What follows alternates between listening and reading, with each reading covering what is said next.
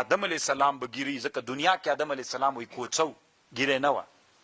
دلته طالبانو علما وی جنت کې به دي ټولو انسانانو ګیري نه وي، جوردون موردون به وي، اما یو څو کسان به وي چې په جنت کې به یې ګیري وي. د آدم علیه السلام به ګیري، ځکه دنیا کې آدم علیه السلام وی کوڅو ګیرې نه وه او د هغه ګیره نه وه څه ورته وي.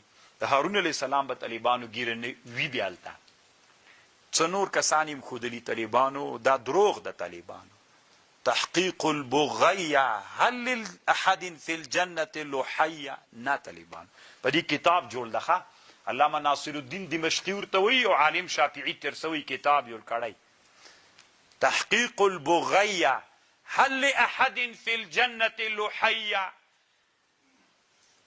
تحقیق بغیه هغه شی چې ته طلبوي.